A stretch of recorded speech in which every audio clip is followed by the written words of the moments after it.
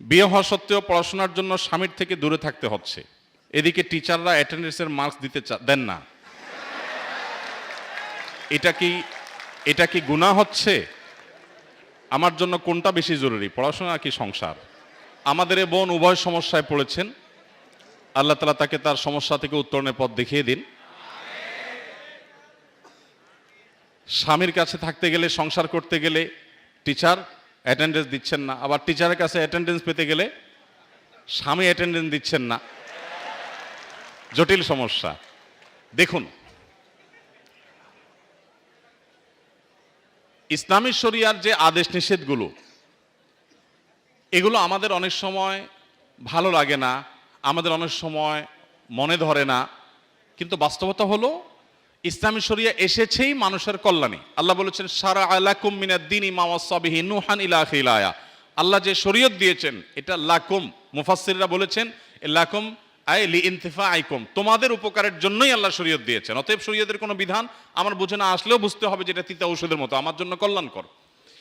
এবার আসা যাক উত্তরে। সেটা হলো, যদি কোনো নারী বিবাহের পর তিনি যদি নিয়মিত পড়াশোনাতে মনোযোগী হন, নিয়মিত পড়াশোনা করেন, কন্টিনিউ থাকেন, এদিকে অ্যাটেন্ডেন্স ঠিক রাখতে গিয়ে যদি ওই দিককার অ্যাটেন্ডেন্স তিনি মিস করেন, এবং তার স্বামীর চরিত্রের সংরক্ষণ যদি চ্যালেঞ্জিং ব্যাপার হয়ে যায়, তাহলে সেক্ষেত্রে সেই নারীর জন্য ইসলামী শরিয়ার দৃষ্টিকোণ থেকে তার সংসারকে প্রায়োরিটি দেওয়া বেশি গুরুত্বপূর্ণ। একটা অপ্রিয় মাসআলা দিয়েছি আমি, অপ্রিয় মাসআলা, অজনপ্রিয় মাসআলা, কিন্তু শরীয়তের নির্দেশ না এটা। আমার জন্য উচ্চতর জ্ঞান অর্জন করাকে শরীয়ত ফরজ না করলেও বিবাহ হয়ে গেলে আমার সাংসারিক জীবন যাতে ক্ষতিগ্রস্ত না হয় সেটা আমার জন্য কিন্তু ফরজ। এই যে প্রায়োরিটি, এটা বুঝতে পারাটা গুরুত্বপূর্ণ।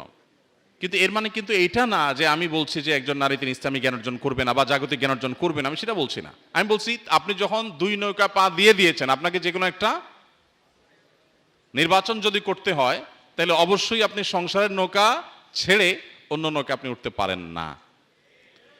এটা হলো যদি আপনি দুই নৌকার কোনো একটা আপনাকে বাছাই করতে হয়। তবে এই পরিস্থিতি খুব রেয়ার কেস, খুব অল্প ক্ষেত্রেই হবে। বেশিরভাগ ক্ষেত্রেই সমন্বয় সাধন করা সম্ভব।